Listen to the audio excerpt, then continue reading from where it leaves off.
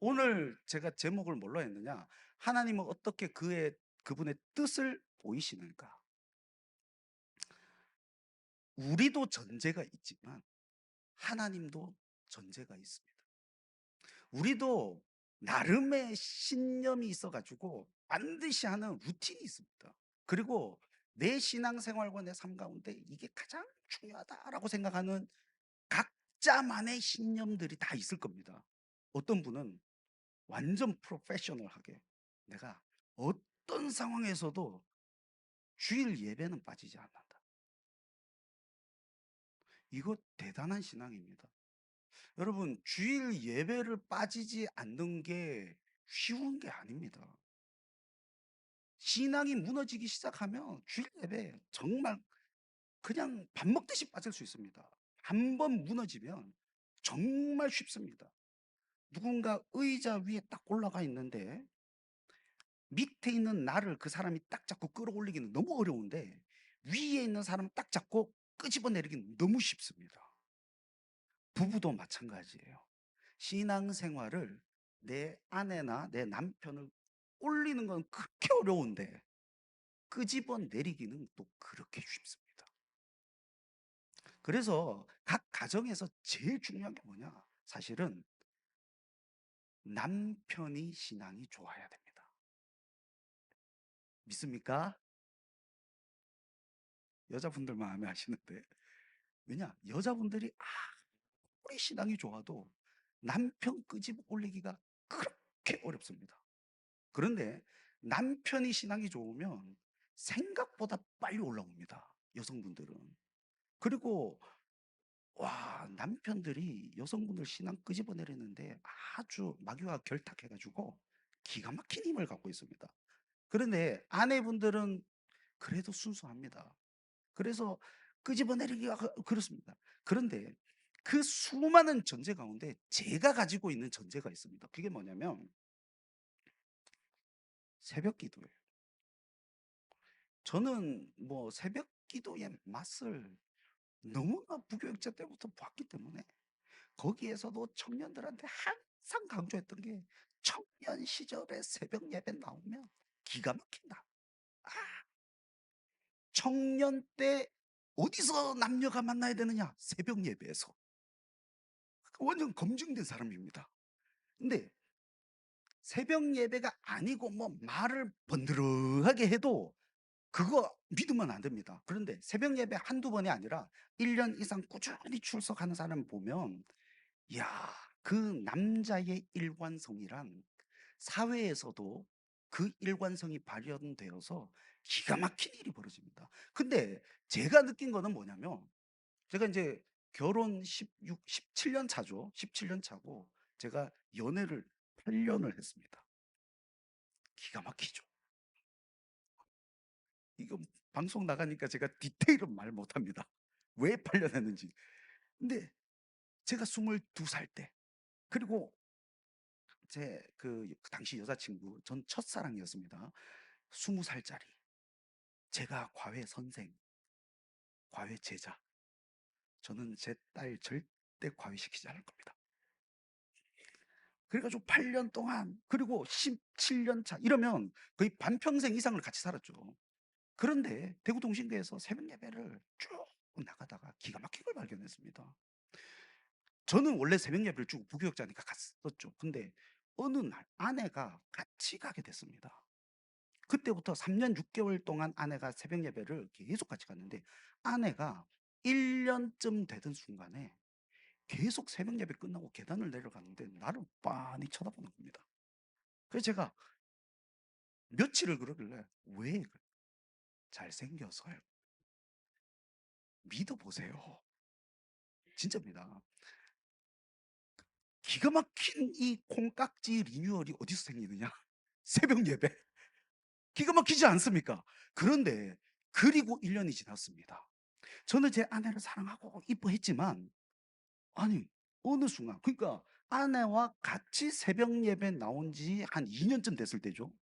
아내는 항상 저 콩깍지가 계속 리뉴얼 돼 가지고 제가 잘생겨 보이는데 어느 순간 아내가 진짜로 그러니까 하는 행동은 원래부터 이뻤지만 그게 아니라 막 피지컬하게 그 이쪽 그 TV에 연예인들 나오잖아요. 저 TV 저희 집에 TV가 없어 가지고 거의 안 보는데 뭐 청년 몇 명이 막 클립을 보내줍니다. 그때 눈물의 여왕이라고 제가 이 말하면 욕먹을 수 있는데 눈물의 여왕이라는 거 있었 모르죠? 아 역시 우리 부교교회 성도님들 거룩하셔 가지고 아무것도 몰라요. 거기 여자 연예인 저 연예인 이름도 모릅니다. 근데 김수현과 함께 나왔던 그 여자 연예인이 클립에 딱 나오는데 '얘가 내 아내보다 못났는데 왜 배우를 하고 있지?' 이런 생각이 딱 드는 거예요. 그 정도로 저에게도 콩깍지가 계속 이 제가 그때 깨달았습니다. '이야 새벽 예배 나오면 기가 막힌 일들이 벌어지는구나.' 부부가 같이 나오면 기가 막힌 일이 벌어지는구나. 남녀 청년들은 반드시 새벽 예배에서 만나야 행복한 그걸 할 수 있구나. 그래서 동신교회에 커플들이 있습니다. 커플들이 같이 새벽 예배를 얼마나 나오는지 모릅니다. 와. 근데 하나만 나오는 커플들이 있어요. 곧 깨집니다. 근데 꾸준히 막 계속 나오는 친구들이 있어요. 얼마나 이쁘게 연애하는지 모릅니다. 여러분 그걸 아셔야 됩니다. 이게 저의 전제입니다. 제가 가지고 있는 신앙의 근원에는 예수님과 가까워지면 가까워질수록 부부 사이가 더 좋아진다. 주님과 가까워지면 가까워질수록 기가 막힌 일들이 벌어진다. 저는 그 중심에 뭐가 있다? 새벽 예배가 있다라는 것을 끊임없이 가르쳐 왔고 제가 경험한 것을 많은 사람들에게 설파해 왔습니다. 저는 이걸 믿습니다. 그런데 하나님께서도 대전제가 있어요. 하나님께서 당신의 뜻을 이루어 나가는데 중요한 대전제적 원리가 있습니다. 이 원리를 여러분들이 알고 계시면 디테일한 선택에 있어서 '이렇게 가면 되는구나.'를 설정할 수 있습니다. 성경을 우리가 많이 읽지만 정말 애매모호한 사건 가운데서 '어떤 선택을 해야 될까?'라고 헷갈릴 때가 있습니다. 그때 하나님께서 대전제적으로 가지고 있는 원리를 여러분들이 알고 계시면 그 원리에 따라서 선택하면 됩니다. 얼마나 멋집니까? 자 그러면 오늘 성경 본문에 이 아론의 쌍난 지팡이 제가 지금 새벽 예배에서 제가 계속 설교를 하고 있는데 이 아론의 쌍난 지팡이 요 사건에서 결국에 그 반역 가운데서 딱 하나 드러내는 게 요 원리 때문에 여기까지 끌고 왔습니다. 야 기가 막히지 않습니까? 이게 오늘 새벽 내일 새벽 예배 없으니까 새벽 예배 때 다뤄지지 않고 수요 예배 때 다뤄져서 얼마나 감사할지 모릅니다. 이 원리를 아셔서 여러분들이 하나님의 일을 선택할 때 하나님의 방식대로 선택하는 여러분 되시길 주님의 이름으로 축복합니다. 첫 번째 원리가 뭐냐? 불평을 멈추게 하는 하나님의 방법. 자, 무슨 말이냐? 하나님께서 당신의 뜻과 일을 할 때 반드시 하는 대전제가 뭐냐? 불평을 멈추게 하는 방식으로다. 여러분 기억하셔야 됩니다. 인간은 사악합니다. 그런데 하나님의 일 가운데 불평하는 곳에 하나님의 은혜와 능력과 역사가 일어났던 적은 단 한 번도 없습니다. 단 한 번도 없습니다. 성경에도 없고 역사 속에도 없고 교회 속에서도 없습니다. 근데 이게 불평이 뭐로 포장이 되느냐? 나이스하게 건설적 토론이라는 포장지를 가지고 내가 이렇게 교회를 위해서 하는 거야. 내가 너를 위해서 이 말을 하는데 너 그렇게 살면 안 돼. 라고 하면서 상처를 준다든지 정말 나쁘고 교회를 무너뜨리는 것임에도 불구하고 이것을 스스로는 포장을 하고 있어요. 근데 잘 보시기 바랍니다. 하나님의 역사는 거기에 나타나지 않습니다. 여러분들이 어떤 선택을 할 때 무엇을 선택해야 되느냐? 누구를 따라갈 때 누구를 따라가야 되느냐? 긍정적인 사람, 말씀의 사람을 따라가야 됩니다.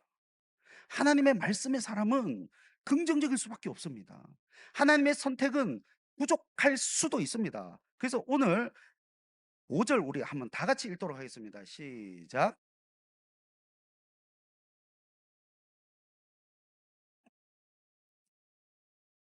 원망하는 말을 내 앞에서 그치게 하리라.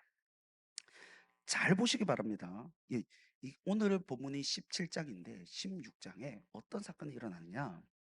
고라가 모세와 아론에게 대적을 했습니다. 근데 고라는 같은 고핫 자손입니다.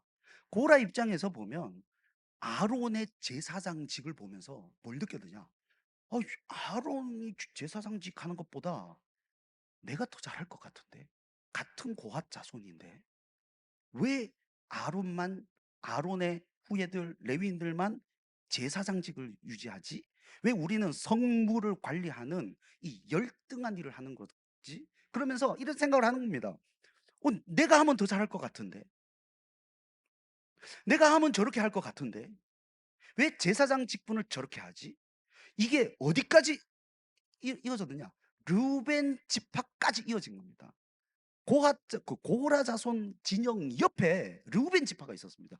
그래서 이 다단과 아비람이라는 그 르우벤 지파의 수장들이 거기까지 불평과 원망이 딱 이어져 가지고 이 사람들은 아니 우리가 르우벤 지파로서 장자의 명분을 갖고 있는데 유다에게 왜 장자의 명분이 갔지? 유다 지파를 보니까 하는 행동들이 별로거든요.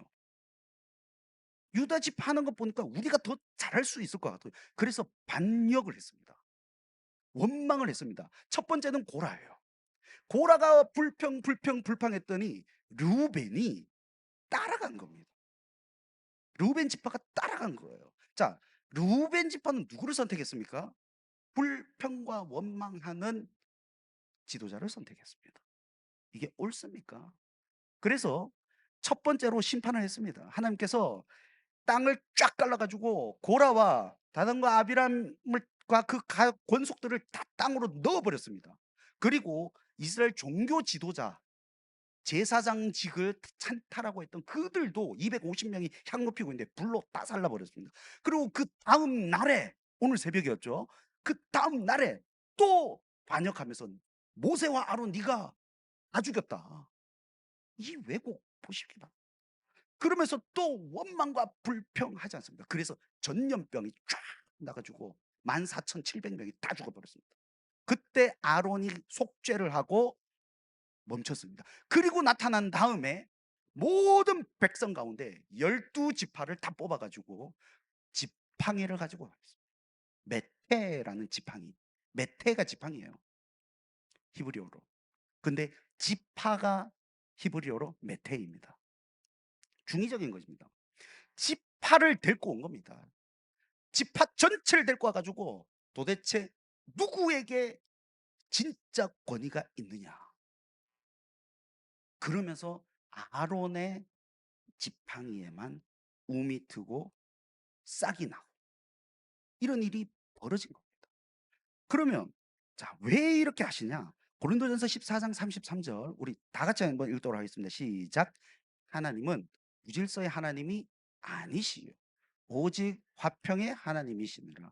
모든 성도가 교회에서 함과 하나님께서 질서의 하나님이십니다. 여러분 믿으십니까? 여러분들 사랑방 목자가 있다면 순종하셔야 됩니다.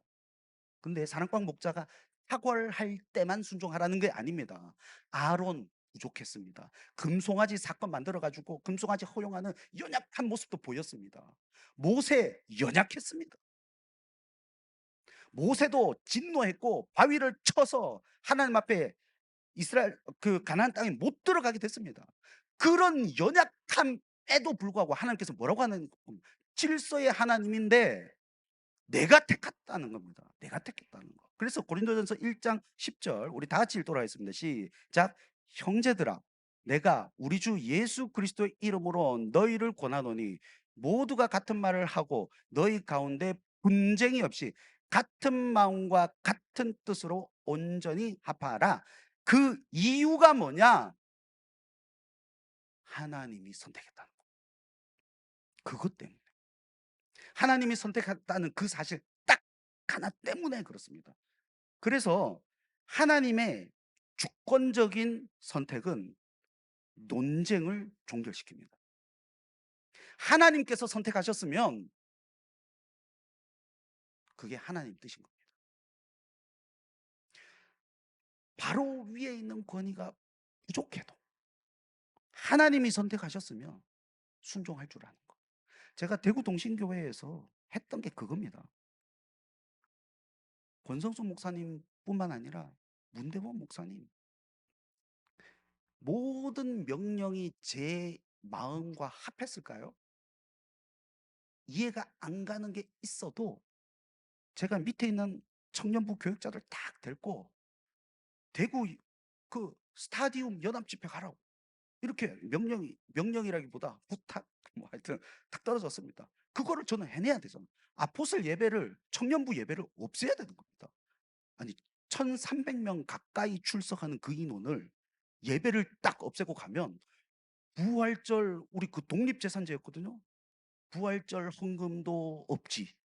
그리고 그냥 가라고 하면 올까요? 안 오니까 되게 만들어야 되지 않습니까? 그래서 제가 청년부 교육자들 놓고 담임 목사님께서 이렇게 설명하셨는데 가라고 하셨는데 이게 어떡하지? 나는 가기 싫은데 이렇게 하지 않았습니다. 우리는 가야 됩니다. 저는 우리 담임 목사님께 무조건 순종. 자, 어떻게 하느냐? 이번에 그 되게 만드는 거예요. 모든 사랑방들이 그 근처에서 식사를 할 수 있게 재정 지원을 하고 가서 출석 체크 제 핸드폰으로 싹 다 들어오거든요. 모든 리더들이 출석 체크하게끔. 그 교역자가 딱 확인해 가지고 출석이 그날 나한테 다 들어오게끔 만들어 버렸습니다. 그래서 그때 청년들이 1,000명이 참석했습니다. 여러분 생각해 보십시오. 이해가 가서 순종하는 것이 아니라 하나님께서 권위를 부여하셨으면 그냥 순종하는 거. 이게 모세와 아론이 너무나도 부족했음에도 불구하고 내가 선택했다라는 것이 아론의 쌍난 지팡이인 겁니다. 이들이 보기에 부족해 보였기 때문에 반역을 일으킨 겁니다. 근데 하나님 뭐라고 하신 겁니까? 나의 주권적인 선택이 이 논쟁을 종식시킨다. 그리고 논쟁이 끝난 겁니다. 여러분, 하나님의 말씀은 되게 고리타분해 보입니다. 아내들이여 남편에게 순종하라. 요즘 세상에 무슨 아내들이 남편한테 순종하고 동등하지, 집안일도 막 해야 되고 애도 다 하고 뭐 이래야지, 어떻게 뭐 순종이라는 말 되게 권위적이야. 저는 그렇지 않습니다. 성경에 그렇게 쓰여 있습니다. 동성애는 죄입니다. 성경에 그렇게 쓰여 있습니다. 요즘 시대에 동성애가 무슨 죄냐고 뭐 다 뭐 나이스하고 뭐 새끈하고 뭐 그런 걸 다 인정을 해야지 뭐 소수자인데 뭐 이렇게 하는데 성경에 그게 쓰여 있기 때문에 동성애는 죄라고 선포하는 겁니다. 성경에 쓰여 있는 것을 고리타분하다고 여러분 다 반대할 것입니까? 결혼 외의 모든 성적인 관계는 죄다. 결혼 이전에 혼전 순결을 지키지 않는 것은 죄다. 제가 청년들 앞에서 그 많은 청년들 앞에서 매번 강조하고 했던 게 뭐냐? 죄 짓지 말라고. 성적인 순결 절대 버리지 말라고. 이런 하나님, 제가 이런 설교하고 얼마나 욕을 많이 먹었겠습니까? 그러나 저는 끊임없이 성경대로 전했습니다. 그게 맞거든요. 근데 오늘날 이 시대는 나이스함을 핑계 대면서 교과서에서 이상한 것들을 가르치고 모든 교육이 막 다 비성경적이면서 세속적인 것들을 가르치고 있는데 그게 옳고 진리인 줄 알고 있습니다. 그래서 올라오자마자 뭐 그게 죄인지도 모르는 청년들이 너무 많은 겁니다. 이게 말이나 됩니까? 성경은 성경대로 믿어야 할 줄로 믿습니다. 하나님은 하나님께서 명확하게 하신 말씀이 있습니다. 불평하는 곳에 내가 역사하지 않는다. 여러분 믿고 긍정적인 말을 하시는 여러분들 되시길 주님의 이름으로 축복합니다. 이게 살 길입니다. 자, 그 다음에 두 번째 대전제, 이 아론의 쌍난 지팡이를 왜 사용했을까요? 바로 생명의 증거. 자, 주님의 대전제가 뭐냐? 끊임없이 어디로 가느냐? 생명. 끊임없이 생명. 민수기 17장 8절 우리 다 같이 읽도록 하겠습니다. 시작.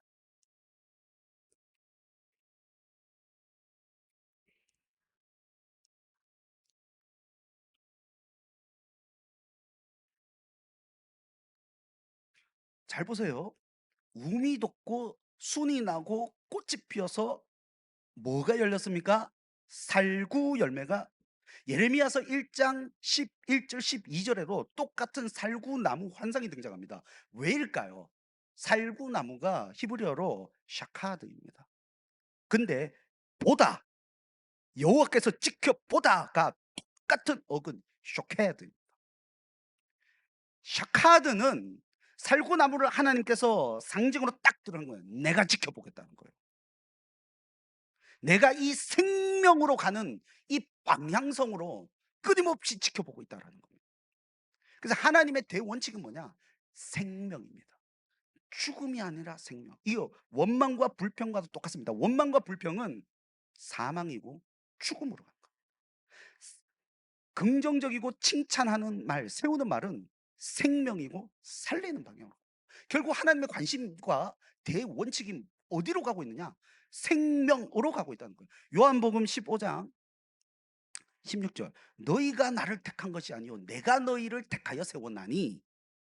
이거 하나님께서 택하셨습니다. 근데 이게 왜 그러냐면 이는 너희로 가서 열매를 맺게 하고, 그리고 또 너희 열매가 항상 있게 하여 내 이름으로 아버지께 무엇을 구하든지 다 받게 하리라. 이게 무엇을 의미하느냐? 열매는 생명입니다. 생명이 있는 자는 구하는 대로 다 받는다는 겁니다. 우리가 구하나 받지 못하는 이유는 우리 속에 생명이 없을 수 있다라는 거. 우리가 과연 살아 있는가? 살아 역동하고 있는가? 그 끊임없이 지켜봐야 됩니다. 하나님의 관심이 어디 있느냐? 생명을 살리고 약동하고 불끈불끈하는 거, 막 살아나는 거, 여기에 하나님의 관심이 있다라는 거 기억하셔야 됩니다. 에베소서 2장 10절 우리 다 같이 읽도록 하겠습니다. 시작. 우리는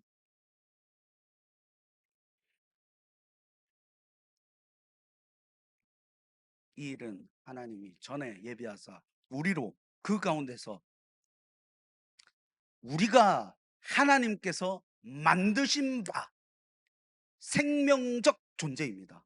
근데 그걸 언제 예비하셨느냐? 하나님이 전에, 이미 우리의 창세 전에 우리를 예비하셨습니다. 이게 다 생명과 연결이 다 되어 있다는 겁니다. 그래서 존 파이퍼 목사님은 이렇게 우리에게 설명을 했습니다. 하나님은 우리가 그분 없어도 할 수 있는 일을 하라고 부르시는 것이 아니라 오직 그분만이 할 수 있는 일을 우리를 통해 하려고 부르신다. 근데 어떻게 하시느냐? 우리 가운데 예수님의 생명이 들어가서 그 생명이 약동하고 분출되어야 됩니다. 우리가 그래서 예수님의 생명을 받지 못한다면 아무것도 못합니다. 가정이든 사랑방이든 교회든 뭘 받아야 되느냐? 예수 그리스도의 생명이 우리한테 임해야 되는 겁니다.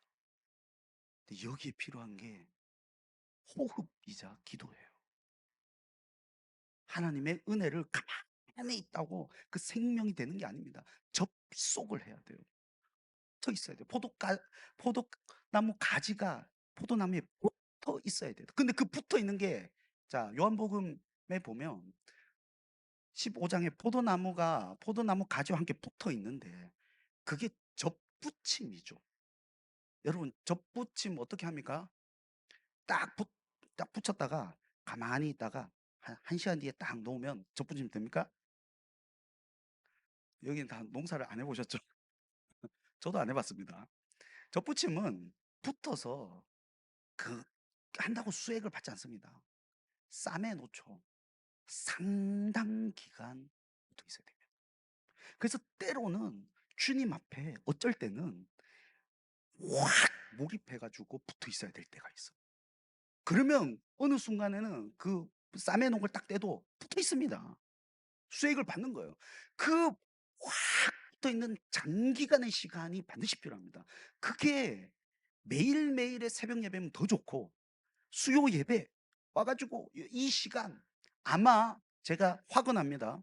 수요 예배와 기도 시간이 주일 예배의 1시간보다 여러분들에게 더 강력한 힘을 전달해 줄 겁니다.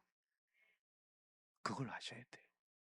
왜? 붙어 있는 시간이 더 많기 때문에. 예전에 권성수 목사님께서 항상 말했던 게 그겁니다. 주일 설교를 위해서 그렇게 고민을 하고 일주일 내내 신경을 써 가지고 막 하는데 주일에 은혜 받는 사람들보다 금요일 날 그 2 시간 동안 그때는 설교 준비도 그렇게 많이 안 한대요. 쪼끔 대충 하고 딱 하는데 어떻게 여기서 기적적인 역사와 더 큰 은혜를 받을까? 그래서 되게 고민했다고 합니다. '이건 뭐지?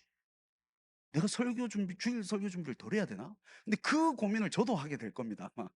왜냐? 수요일 날 기도하고 예배 드리는 시간이 더 길면 그 접속된 시간 때문에 여러분들이 접붙임에 더 유리할 수 있다는 거예요. 그래서 특정 기간에는 예배를 한 번도 안 빠지고 나와 봐야 됩니다. 그래서 붙어 있을 때 수액을 받는 그 느낌을 알아야 됩니다. 그래서 제가 새벽 예배를 아내와 함께 합의한 게 있습니다. 휴가 기간 때도 새벽 예배를 가자. 이유가 뭐냐? 휴가 기간 때 새벽 예배를 안 갔더니 한 주 딱 비었잖아요. 같이 이제 딱 왔는데 새벽 예배 딱 왔는데 옛날만큼 막 그런 성령의 능력이 임하는 느낌이 이 회복이 한 3주 걸리고 아내는 한 5주 이렇게 걸리는 겁니다. 그래 가지고 아내가 먼저 저한테 제안했어요. 그 "휴가 기간 때 가자." 그래 가지고 또 우리 동신교회 갈 수는 없잖아요. 휴가인데 왜 왔냐고 뭐라 할까 봐. 그 옆에 있는 범어교회에 갔더니 그 교육자들이 저를 알아 가지고 "왜 왔냐."고. "휴가서 왔다." "휴가인데 왜 왔냐."고. "휴가니까 왔다."고. 예. 이래 가지고 '야 저 목사님 독하다. 휴가인데 그 근처 새벽 예배 왔다고.' 막 이랬었습니다. 이유가 뭐냐? 계속 붙어 있을 때 느끼는 그 참된 은혜 그걸 알아서 그랬습니다. 그래서 제가 인제 동신교회 사임하고 여기 올 때까지 한 2주 있었지 않습니까? 그때도 범어교회 갔습니다, 아내와 함께. 접속이 중요하다. 왜냐? 예수의 생명. 예수의 생명으로 이 하나님의 눈이 가 있다는 거. 지켜보고 있다는 거. 그래서 이 생명을 누리시는 여러분 되시길 주님의 이름으로 축복합니다. 마지막으로 주님은 하나님께서 세우신 권위에 대한 경외. 자, 여기서 뭐냐? 두려움. 하나님을 두려워하는 것. 민수기 17장 10절 우리 다 같이 읽어보도록 하겠습니다. 시작.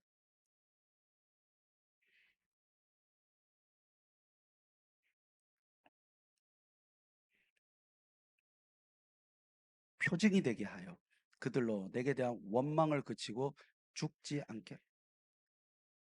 이제 백성들이 심판 가운데서도 두려워하지 않다가 원망하다가 이 초자연적인 지파라는 거대한 그 지파를 상징하는 지팡이에 우미 나고 싹이 나고 살구 열매가 딱 하면서 이 유대인들은 알았어요. 여호와께서 지켜보고 계시다. 샤카드, 쇼케드 이걸 아는 겁니다. 그리고 두려워하는. 그래서 12절 13절 이 오늘 본문의 마지막이죠. 다 같이 읽겠습니다. 시작. 이스라엘 자손이